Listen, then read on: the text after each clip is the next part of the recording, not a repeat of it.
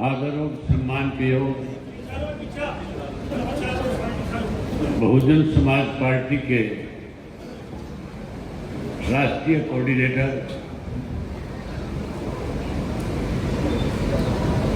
बहन मायावती जी के उत्तराधिकारी भाई आकाश आनंद जी,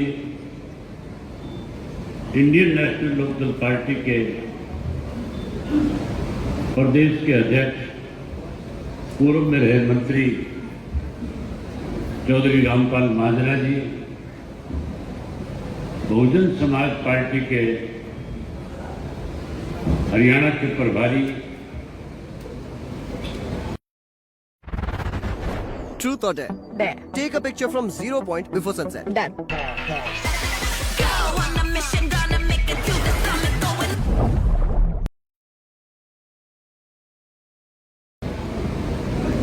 रणधीर सिंह जी बैणीवाल, बहुजन समाज पार्टी के जिला के अध्यक्ष धर्मपाल जी टीगरा, इंडियन नेशनल लोकदल पार्टी के जिला के अध्यक्ष यशवी राणा जी, बहुजन समाज पार्टी के जिला के अध्यक्ष ईश्वर सिंह जी, मंच पे मेरे साथ बैठे हुए दोनों पार्टियों के राष्ट्रीय, प्रदेश, जिला और हल्का स्तर के सभी पार्टी के पदाधिकारीगण, आज के इस गठबंधन के दोनों पार्टियों के बहुत ही वरिष्ठ कर्मठ मेहनत इस सम्मेलन में कार्यकर्ता के आए हुए पार्टी के सभी कार्यकर्ता साथियों, पत्रकार छायाकार दोस्तों, मेरे से पूर्व जो वक्ता थे जिन्होंने आज के हालात के ऊपर आपके बीच में चर्चा करी, प्रदेश में पिछले 10 वर्षों से भाजपा की सरकार बनने के बाद किस किस्म के हालात रहे, हमें किन परिस्थितियों से गुजरना पड़ा, देश में भारतीय जनता पार्टी की सरकार बनने के बाद किस तरह से तानाशाह तरीके के साथ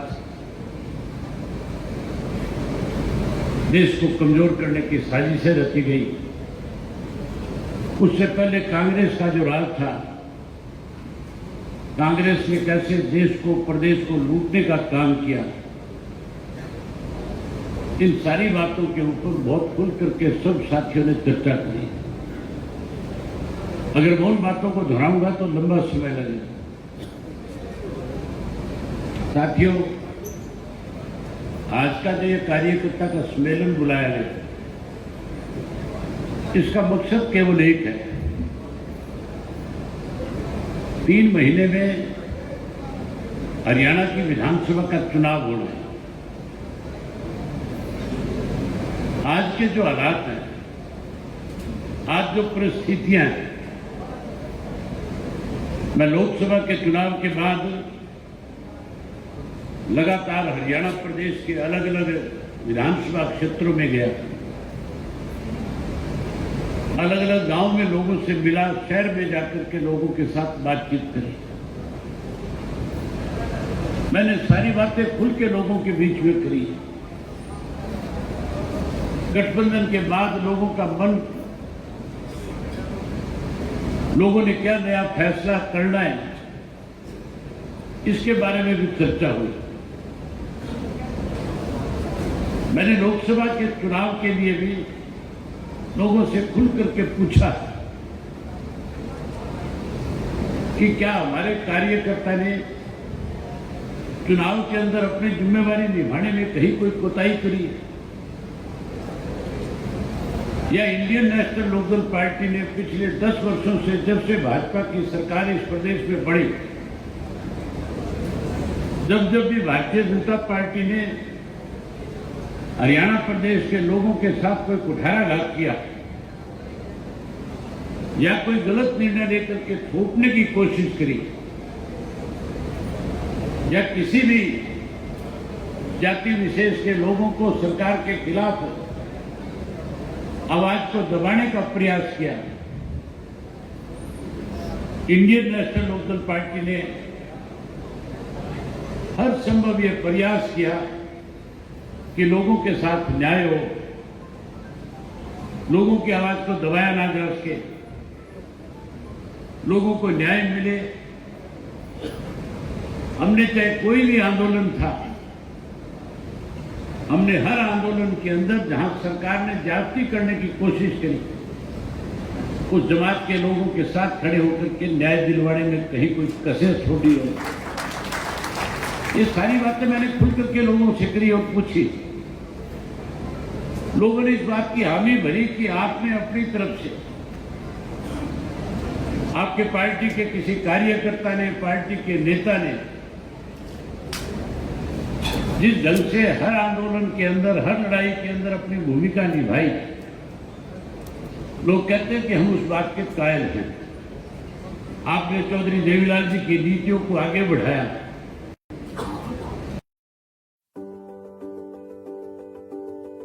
This is a story of a young man from a small town of India.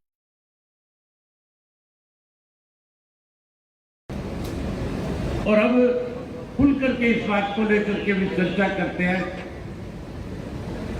कि जिस पार्टी के संस्थापक स्वर्गीय काशीराम जी थे, जिनकी केवल एक सोच थी, उनका एक नारा था कि वोट हमारा, राज तुम्हारा, नहीं चलेगा। और उन्होंने उसी नारे को बुलंद करते हुए उस गरीब आदमी का, जिसको वोट का अधिकार तो बाबा साहब अम्बेडकर ने दिलवा दिया था, लेकिन उत्तर प्रदेश, बिहार, पश्चिम बंगाल जैसे प्रदेशों में उसे वोट डालने का अधिकार बदमाशों ने छीन रखा था। उनके खिलाफ किस तरह से उनको एकत्रित किया, किस तरह से उस जमात को जोड़ने का काम किया, किस तरह से उनके अधिकारों की लड़ाई लड़ी, जिसकी अगवानी सबसे पहले काशीराम, स्वर्गीय काशीराम जी ने करी, और उसके बाद बहन मायावती ने उन कठिन समय में,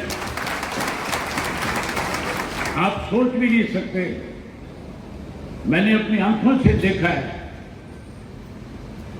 साइकिल के ऊपर चढ़ करके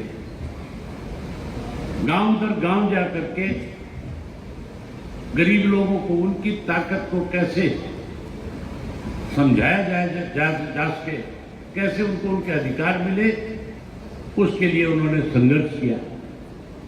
आज लोग इस बात को लेकर के चर्चा करते हैं कि आज हरियाणा के अंदर अगर वोट किसी का है तो ग्रामीण अंचल में रहने वाले लोगों की वोट की संख्या बड़ी है। आज भारतीय जनता पार्टी कहीं ना कहीं जात पात, धर्म, मजहब के नाम पे हमें बांट करके हमारा वोट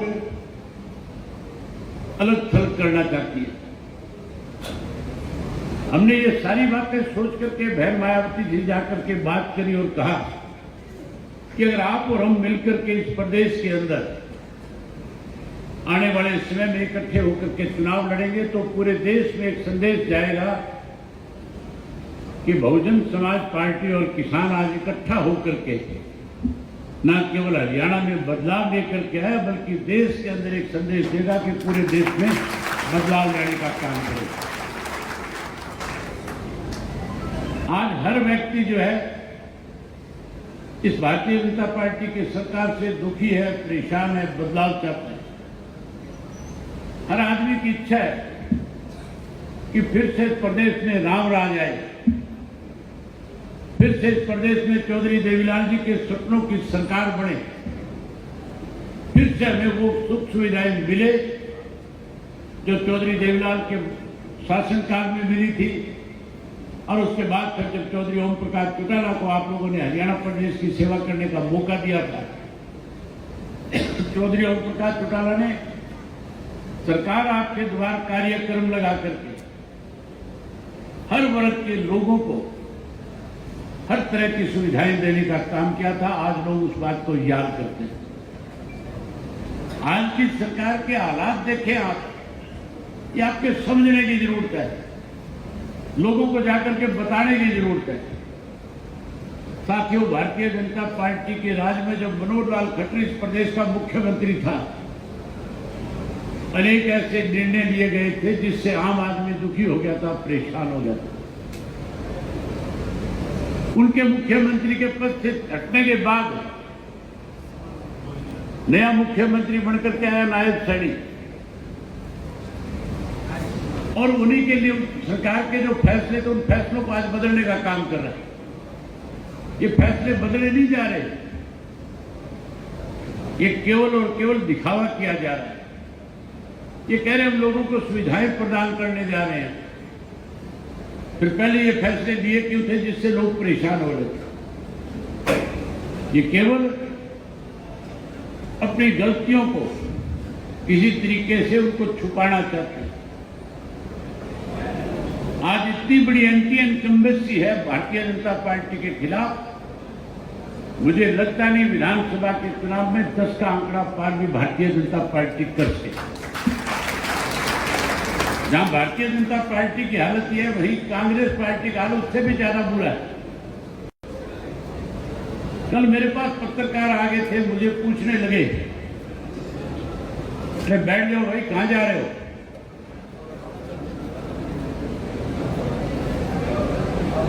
कल पत्रकार आए मेरे से पूछने लगे कि कांग्रेस वाले भारतीय जनता पार्टी से 10 साल का हिसाब मांग रहे हैं। साथियों से खुल करके एक बात कही कि कांग्रेस कह रही है हमें 10 साल का हिसाब चाहिए।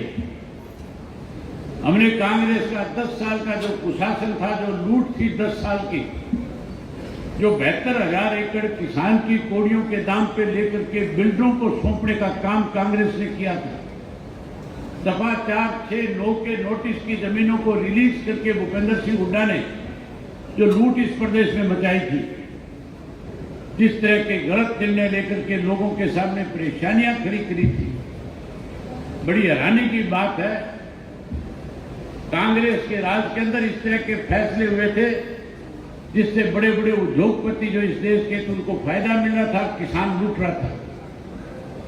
हमारे किसान की मजदूर की जमीन पे सीलिंग है, और इस भूपेंद्र सिंह हुड्डा ने उस एक्ट को बदल करके किसान की जमीन पे सीलिंग बरकरार रखी और कंपनियों को इस बात की छूट दे दी कि जितनी मर्जी जमीन कंपनी खरीदे उसके ऊपर कोई सीलिंग नहीं है।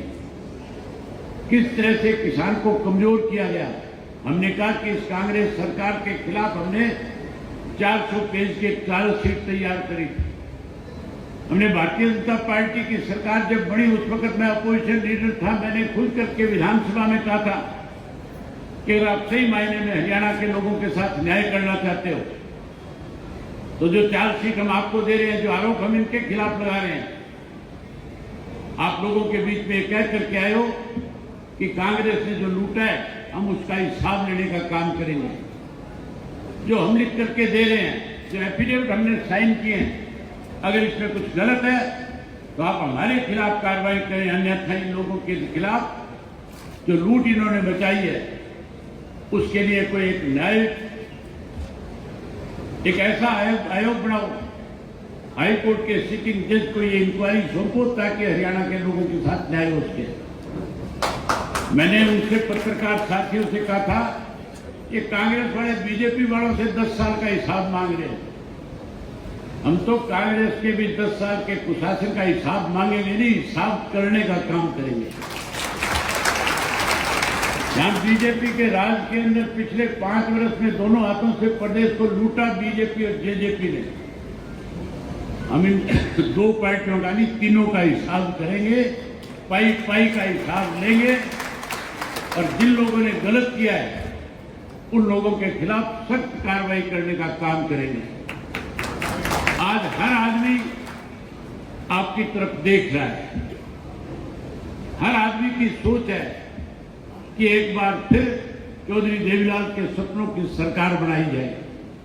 और अब तो चौधरी देवीलाल के अकेलों की सपनों की सरकार नहीं, अब तो स्वर्गीय काशीराम और चौधरी देवीलाल, जिन्होंने दलित को, मजदूर को, कमेरे को, गरीब को, किसान को इकट्ठा करके देश के अंदर बहुत बड़ा बदलाव लाने का काम किया था, कांग्रेस को सत्ता से बाहर करने का काम किया था, आज उन दोनों के सपनों को साकार करने का समय आ गया।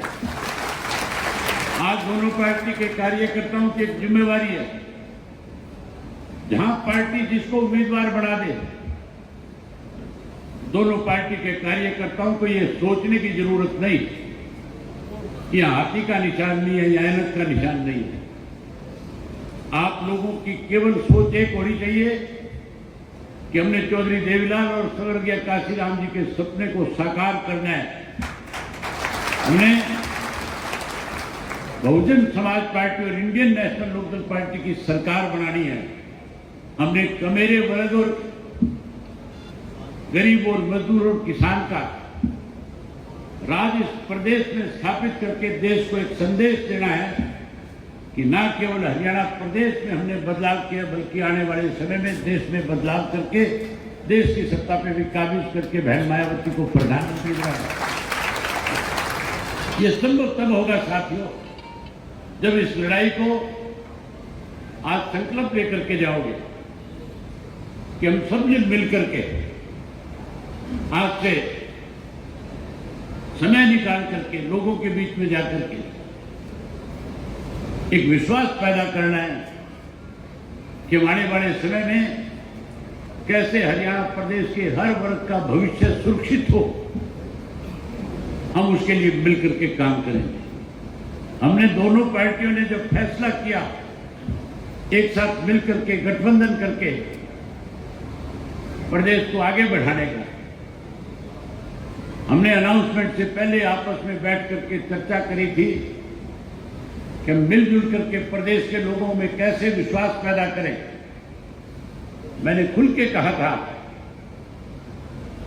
कि हमारी सोच है चौधरी देवीलाल जी के सपनों को और काशीराम जी के सपनों को साकार किया जाए।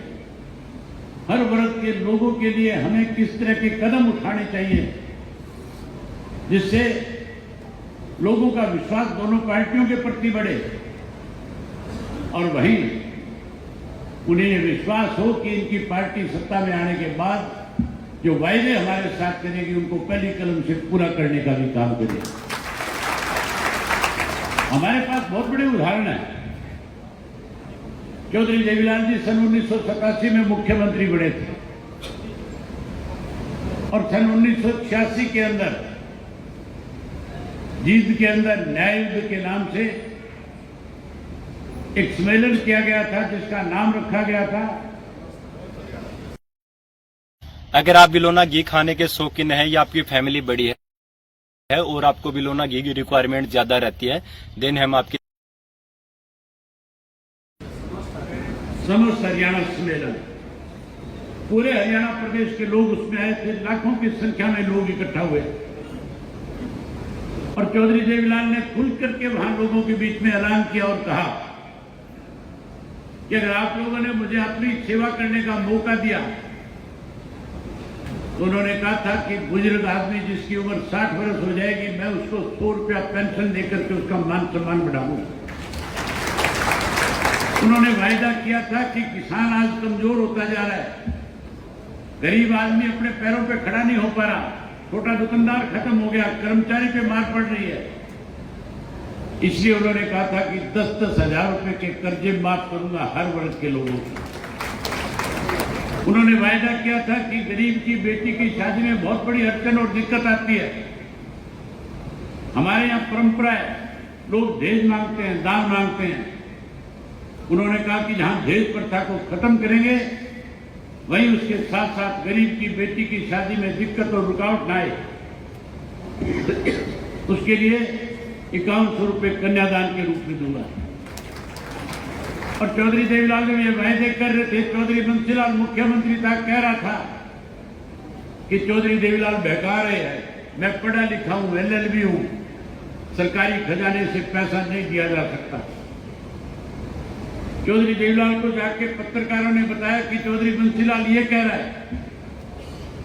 चौधरी देवीलाल ने कहा कानून बना दूंगा। मैं विधानसभा में कानून बना करके और जो वायदे लोगों के साथ किए उनको पूरा करूंगा।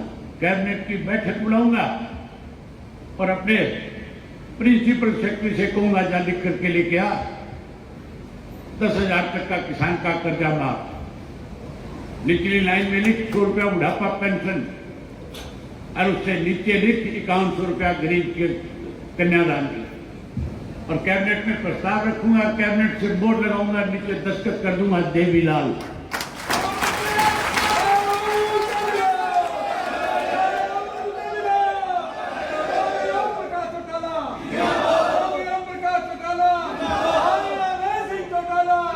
उन्होंने जो वायदे लोगों के साथ किए कैबिनेट की पहली बैठक में पहली कलम से पूरा करने का काम किया। हमने भी आपस में बैठ करके तय किया था कि हम लोगों को अपने मैनिफेस्टो के माध्यम से जो सुविधाएं देने की बात कहेंगे उसको पूरा करेंगे। उसमें मुख्य जो 9 बातें हैं वो मैं आपको बताना चाहता हूं। मैनिफेस्टो के अंदर तो बहुत सारी चीजें लिखी जाती हैं, लेकिन 9 प्रमुख चीज हमने रखी है। आज तुम्हारा फोल्डर बनकर के तैयार हो गया था, पता नहीं किस वजह से आप तक पहुंचने में चूक हो गई। मैं जल्दी हर कार्यकर्ता के हाथ में फोल्डर पहुंचाने का काम करूंगा, आप तक पहुंच जाएगा। लेकिन उससे पहले मैं बताना चाहूंगा कि हमारी दोनों पार्टियों की बैठक से गठबंधन के ऐलान से पहले ये फैसला हो गया था कि अगर लोगों ने हमें पर विश्वास किया, भरोसा किया, सत्ता सौंपी, तो चौधरी देवीलाल ने जो पेंशन आज से 35 वर्ष पहले 100 रुपया बढ़ाई थी, जो बढ़कर के केवल 3,000 तक पहुंच पाई है, महंगाई कई गुना बढ़ गई। हमने फैसला किया कि अगर एक कर्मचारी को पेंशन के रूप में सालाना महीने का लाख रुपया मिल सकता है, तो फिर बुजुर्ग आदमी को 7500 रुपया महीना सरकार को देने में क्या दिक्कत है?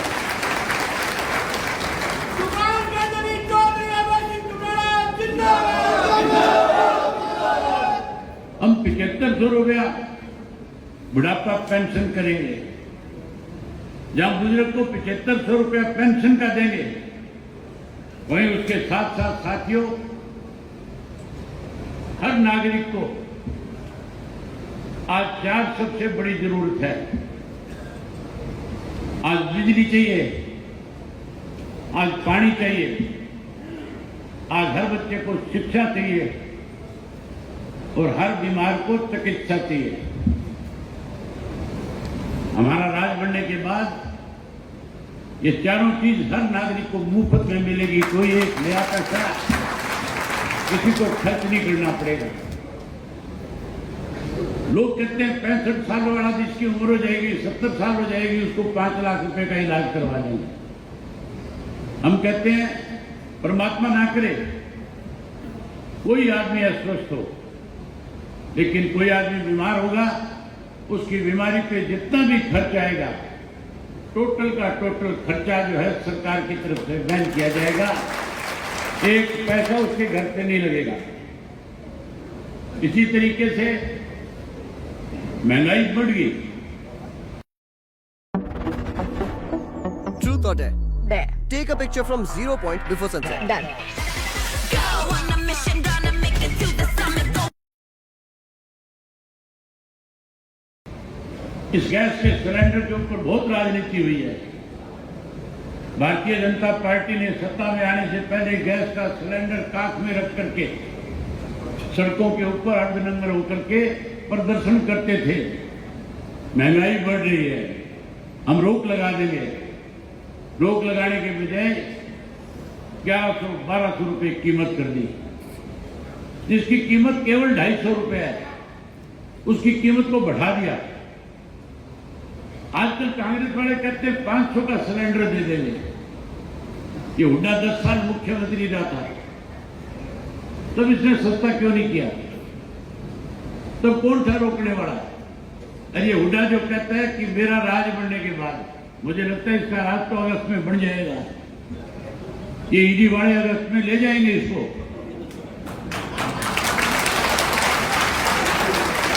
जो राज के सपने देख रहा है, मुझे लगता है मुझे जाकर के तिहाड़ में मिलकर के आना पड़ेगा इससे। साथियों, कांग्रेस वाले तो केवल छलावा कर रहे हैं कि हम 500 का कर देंगे। आप हर घर में जाकर के हर माता और बहन से कह सकते हैं खुल करके कि महीने की पहली तारीख को गैस का सिलेंडर बहुजन समाज पार्टी और इंडियन नेशनल लोकदल पार्टी की सरकार की तरफ से आपके घर में मुफ्त आया करेगा। जहां गैस का सिलेंडर मुफ्त देंगे, वहीं उसके साथ साथ हर गृहिणी के खाते में 1100 रुपया उसकी रसोई का खर्च का भी देंगे।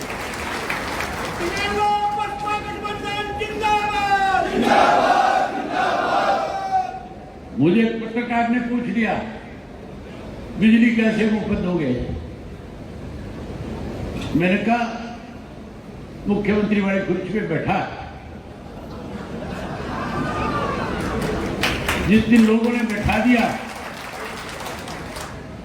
मैंने कहा हर घर की छत के ऊपर आज सोलर का जमाना है, हर घर के छत के ऊपर सोलर लगाऊंगा और हर घर के अंदर मुफ्त में बिजली का बंदोबस्त करके देने का काम करेंगे। जो सोलर 80% आज की तारीख में जिसमें सब्सिडी है, 20% सब्सिडी प्रदेश की तरफ से देंगे और 100% सब्सिडी के साथ हर घर पे सोलर लगा करके मुफ्त में बिजली का इंतजाम करेंगे।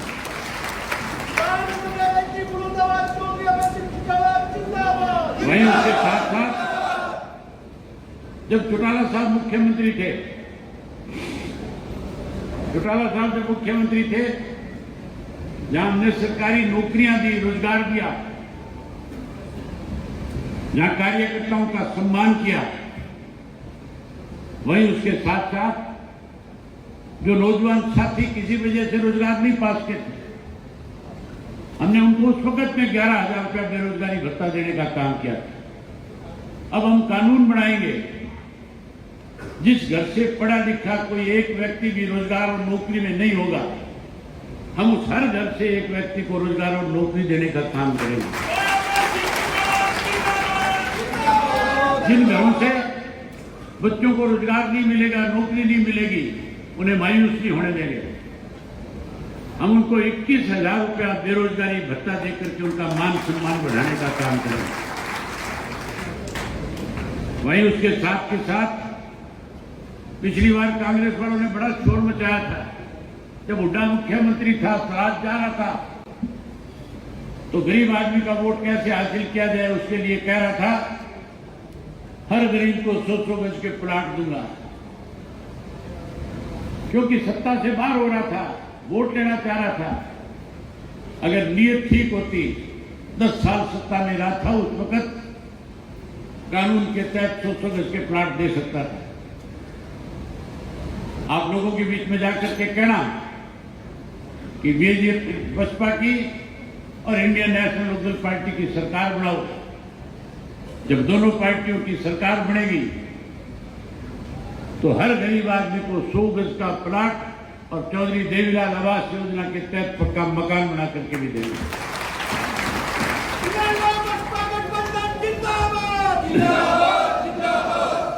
साथियों, पोर्टल से दुखी हो कि नहीं हो? कितने दुखी हो?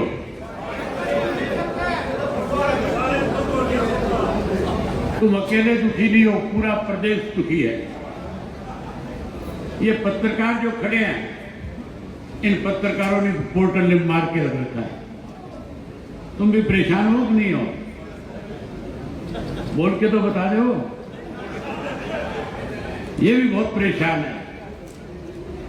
ये पोर्टल बंद करेंगे और केवल एक कार्ड रखेंगे। पहले राशन कार्ड हुआ करता था, फिर से राशन कार्ड बनाएंगे और सारी सुविधाएं राशन कार्ड पे देने का काम करेंगे।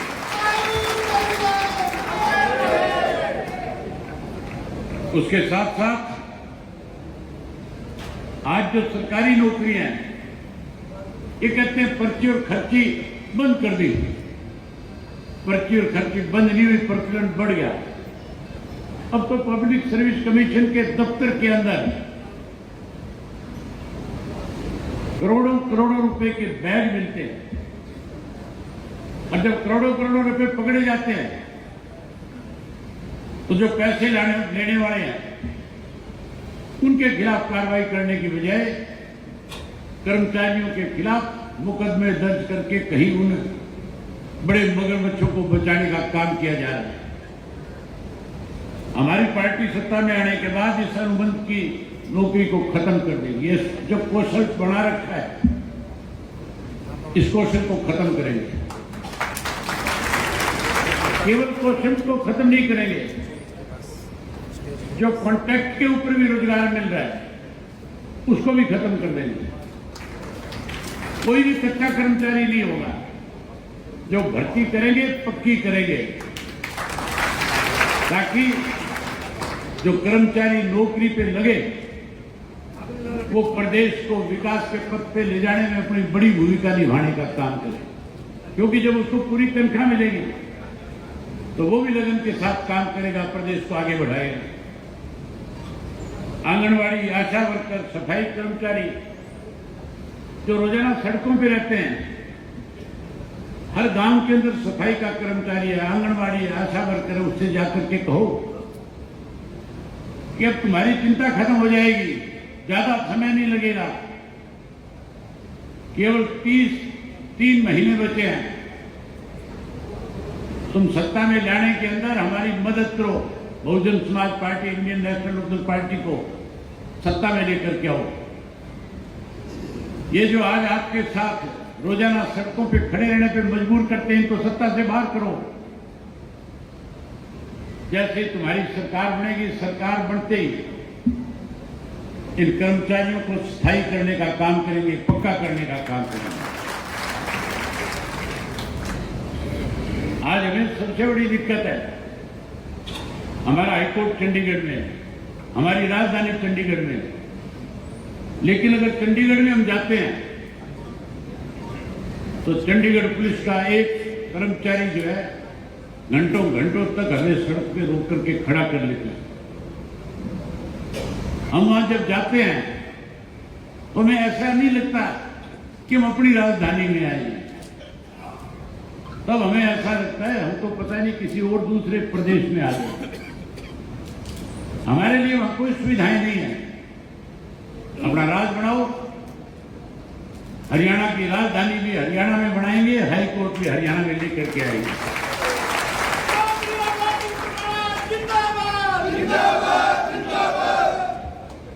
ओल्ड पेंशन के कर्मचारी मुझे कई बार मिले,